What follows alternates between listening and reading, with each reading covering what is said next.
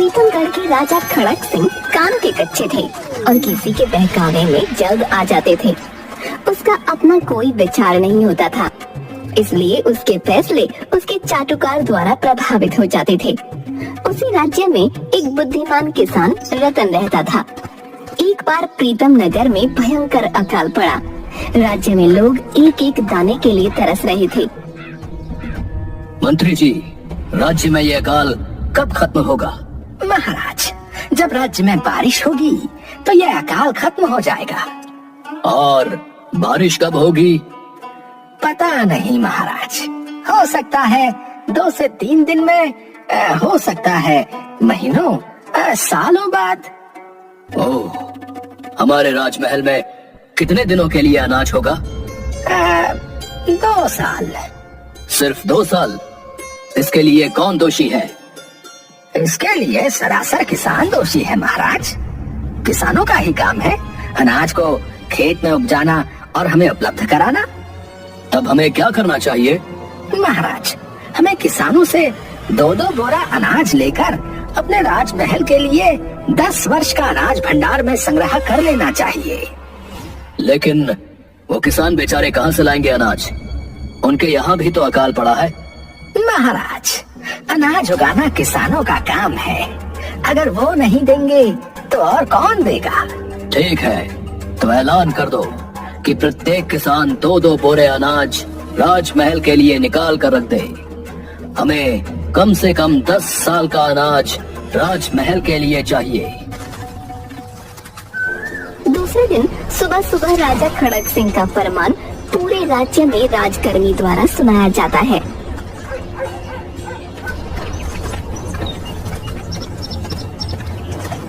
पिताजी कहाँ? ले देकर हमारे पास 2 बोरे अनाज है, वो भी राजा को दे देंगे तो हम भूखे मर जाएंगे। पता नहीं बेटा, यह अकाल हमें और क्या क्या दिखाएगा। एक तरफ प्रजा एक एक दाने के लिए तरस रही है, तो दूसरी तरफ राजा की ओर से बेवकूफी भरा फरमान आ रहा है। सरपंच जी, आपने सुना राजा का फरमान? आप ही हमारी बातों को समझ सकते हैं। एक तो अकाल ऐसे ही हमारी कमर तोड़ चुका है, ऊपर से राजा का ये फरमान। कहाँ से लाएंगे 2 बोरा अनाज गरीब किसान? मुझे अच्छी तरह पता है अपने गांव की स्थिति। मैं खुद परेशान हूँ कि क्या किया जाए। जब जब हमारे गांव पर संकट आया है, तब तब रतन ने हमें उससे उबारा है। आओ चलते हैं रतन के पास।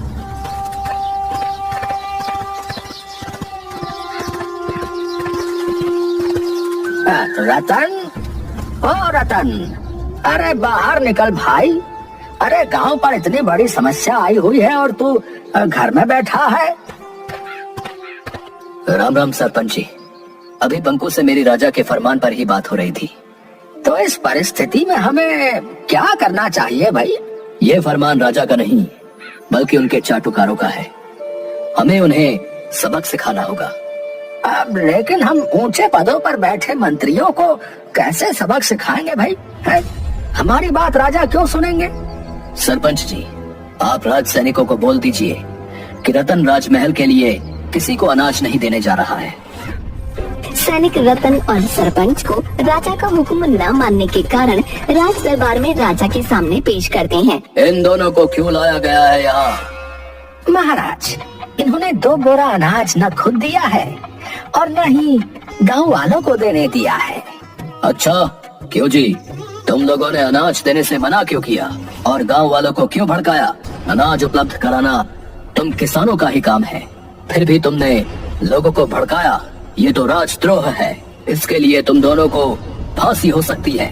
सरपंच मन ही मन सोचता है, रतन पर विश्वास कर अनाज देने से मना किया, आज फांसी तय है। वो रतन की ओर देखता है। महाराज, हमारे गांव से पानी सहित बादलों की चोरी हो गई है, इसलिए हम लोग अनाज देने में असमर्थ हैं।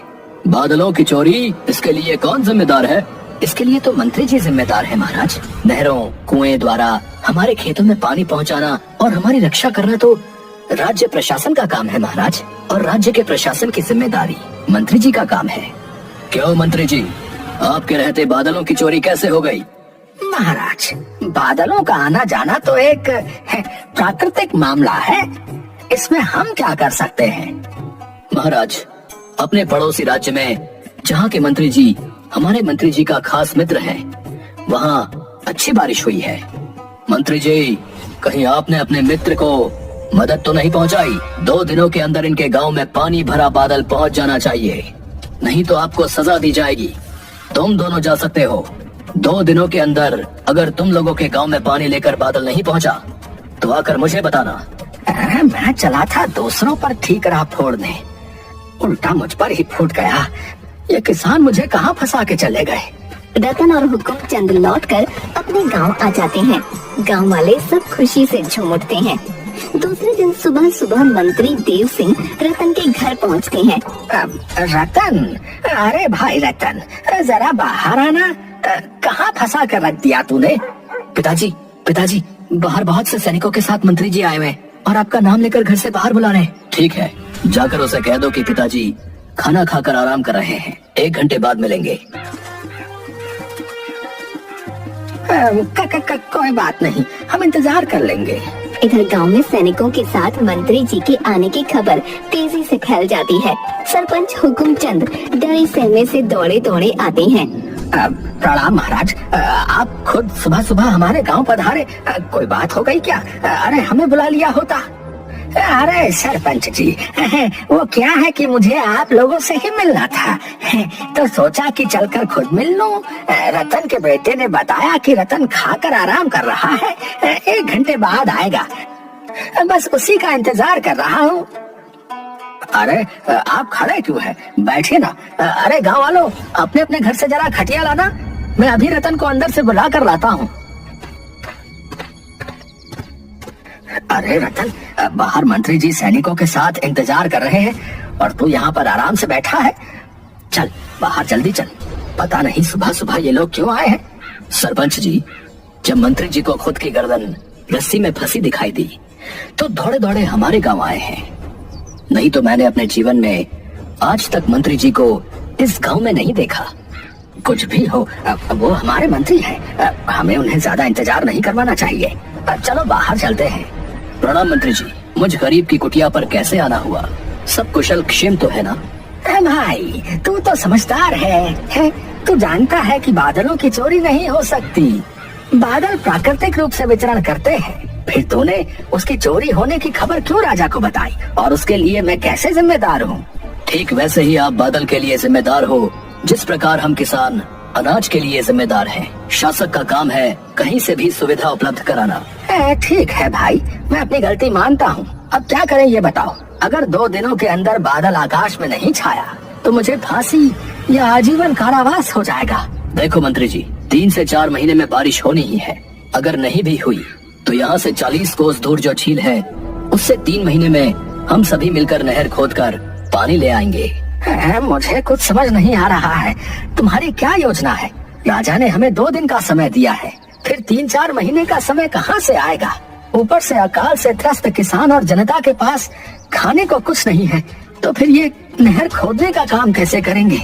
राजा से बोल दीजिएगा कि बादलों के राजा से आपकी बात हुई है। उन्होंने कहा है कि अगर तुम लोग जनता को 4 महीने खाना और मजदूरी दोगे तो 4थे महीने तुम्हारे खेतों में पानी की कमी नहीं होने दूंगा। लेकिन इन 4 महीनों में अगर बारिश नहीं हुई तो फिर क्या होगा? 4 महीने अगर सारी जनता को खाना और काम मिल जाए तो 4 महीने काफी हैं।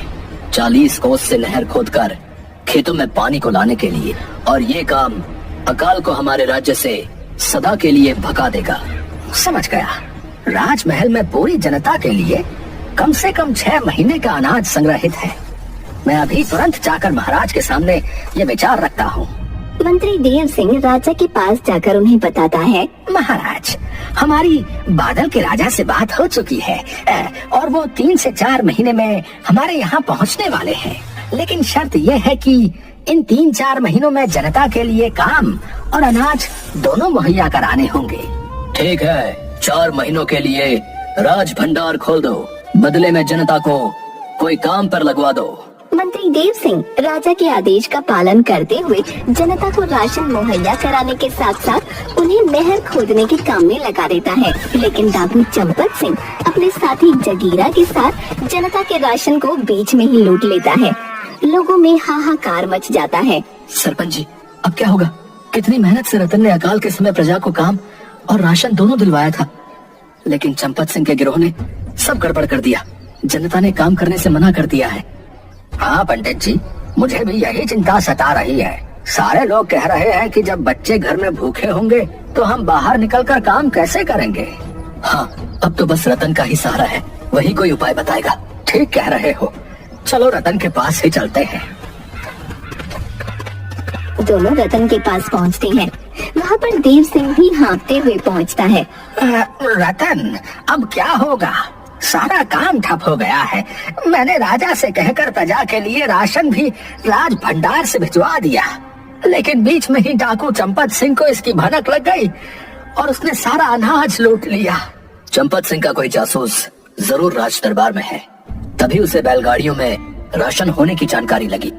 हो सकता है, लेकिन वो बाद में जांच का विषय है। अभी क्या करना है? अगर 4 महीने के अंदर नहर का पानी खेत में नहीं आया तो राजा मुझे फांसी पर चढ़ा देंगे, क्योंकि अनाज का भंडार भी राजमहल में खाली हो चुका होगा। ठीक है, तो आप ये खबर फैला दीजिए कि झील से खेतों के बीच किसी भी जगह सोने का बहुत बड़ा खजाना है। जो भी खोजेगा उसे आधा खजाना दे दिया जाएगा। देव सिंह ठीक वैसा ही करता है। जल्दी ही ये खबर डाकुओं के सरदार चंपत सिंह तक पहुंच जाती है। सुना सरदार, झील और खेतों के बीच बहुत बड़ा खजाना है। लेकिन झील और खेतों के बीच 40 कोस की दूरी है। इतने बड़े क्षेत्र में खोजने में कम से कम 100 साल लगेंगे। क्यों ना हम लूटे गए राशन को जनता को लौटा दें, ताकि वो काम पर लग जाए, और जब खजाना निकलेगा तो फिर हम खजाने को लूट लेंगे। वाह जगीरा, शाबाश। ऐसे ही नहीं तुम मेरे खास आदमी हो। आज रात सारा अनाज गांव के पास जाकर रख दो। सुबह सुबह लोग खेतों में अनाज को देख खुशी से झूम उठते हैं और सब मिलकर काम पर लग जाते हैं। हुकुमचंद, ज्ञानचंद और रतन तीनों एक दूसरे को देखकर मुस्कुराने लगते हैं। 4 महीने बाद नहर में पानी आ जाता है और हर खेत में फसल लहलहा उठती है। क्यों मंत्री जी, 4 महीने हो गए, लेकिन न ही आपके पानी वाले बादल आए और न ही झील से खेतों के बीच कोई खजाना ही मिला। महाराज, खेतों में बादलों से पानी चाहिए था, जो अब नहर के द्वारा पहुंच रहा है। और रही बात खजाने की, तो सारे खेतों में सोने जैसी फसल लहलहा रही है। हमने मुफ्त में किसी को अनाज भी नहीं दिया और न ही नहर के लिए कोई विशेष धनराशि को लगाया, और अकाल से भी छुटकारा पा लिया महाराज। वाह मंत्री जी वाह, आपके इस कार्य की जितनी प्रशंसा की जाए वो कम है। आपके इस महान कार्य के लिए हम आपको 10,000 स्वर्ण मुद्राएं इनाम के रूप में देने की घोषणा करते हैं। महाराज की जय हो। इस कार्य का असली हकदार मैं नहीं, बल्कि गांव से आया हुआ बुद्धिमान किसान रतन है, जिसने अपनी बुद्धिमत्ता के बल पर बिना किसी अतिरिक्त धनराशि खर्च किए अकाल से पूरे प्रजा को निकालकर हमेशा के लिए छुटकारा दिला दिया महाराज। राजा खड़क सिंह गांव में जाकर रतन किसान को 10,000 स्वर्ण मुद्राएं इनाम में देते हैं।